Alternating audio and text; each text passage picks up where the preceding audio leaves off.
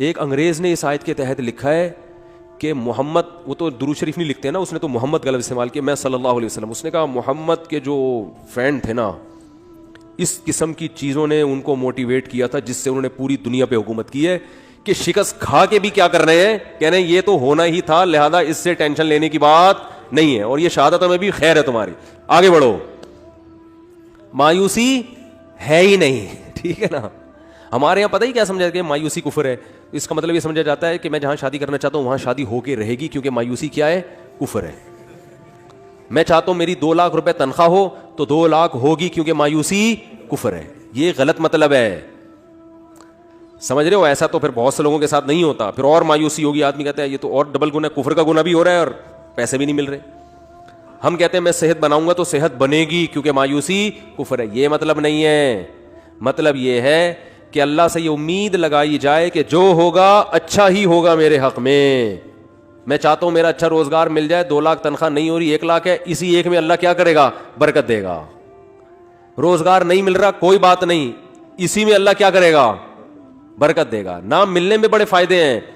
روزگار نہ ملنے سے ٹینشن ہوگی, ٹینشن میں اللہ یاد آئے گا, اللہ سے دعائیں مانگو گے, اس ٹینشن میں گناہ معاف ہوں گے, برداشت کی قوت پیدا ہوگی. بعض دفعہ زیادہ کھانے سے بھی مسئلے خراب ہو جاتے ہیں, پیٹ بھرے ہوئے ہوتے ہیں تو الٹے الٹے خیالات آنا شروع ہو جاتے ہیں انسان کو.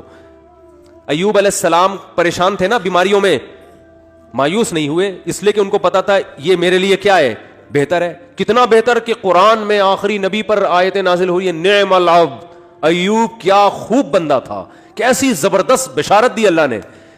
اللہ کا کلام غلط نہیں ہو سکتا. اور اللہ نے یہ نہیں کہا کہ ایوب اچھے تھے, نہ ایوب امتحان میں کامیاب ہو گئے, نہ نعمہ تعجب کا صیغہ ہے.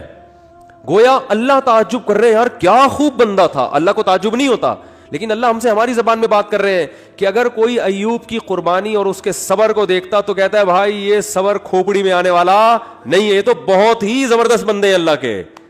اتنا بڑا کامیابی کا سرٹیفکیٹ ان کو اس بیماری کی وجہ سے ملا. اور آج ذرا سی پریشانی آدمی 10 قسم کے, یہ میرے ساتھ ایسا کیوں ہو گیا, میرے ساتھ ایسا کیوں ہو گیا. اور آج کل یونیورسٹیوں میں ہوتا یہ ہے کہ ٹینشنوں میں خدا کا انکار کر دیتے ہیں. پہلے تو یہ تصور نہیں تھا. اب جو نئی نسل آ رہی ہے نا, فون کرتے ہیں مجھے, بتاتے ہیں میرے ساتھ یہ ہوا, میں تو اللہ کو مانتا ہی نہیں. میں کہتا ہوں یار یہ میرے سامنے اتنا جری ہے, عام حالات میں کیا کر رہا ہوگا.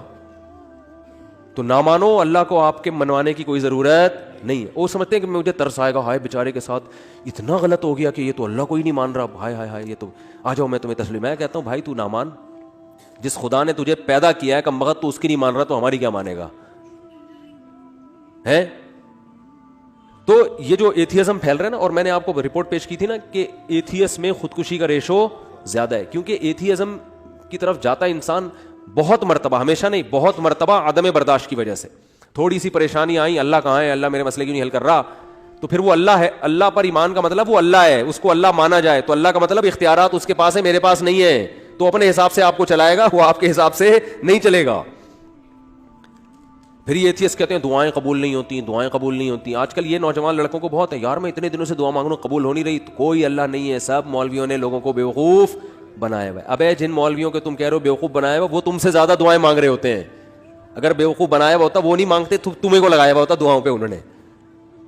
لیکن وہ جب دعا مانگتے ہیں ان کو قبولیت سے کوئی سروکار ہوتا ہی نہیں. ان کا مطلب ہوتا ہے اپنی فائل اللہ کی عدالت میں فائل کر دینا, اپنے ڈاکومنٹس اللہ کی عدالت میں جمع کرا دینا. یار تسلی اللہ کو بول دیا, اب جو ہوگا صحیح ہوگا.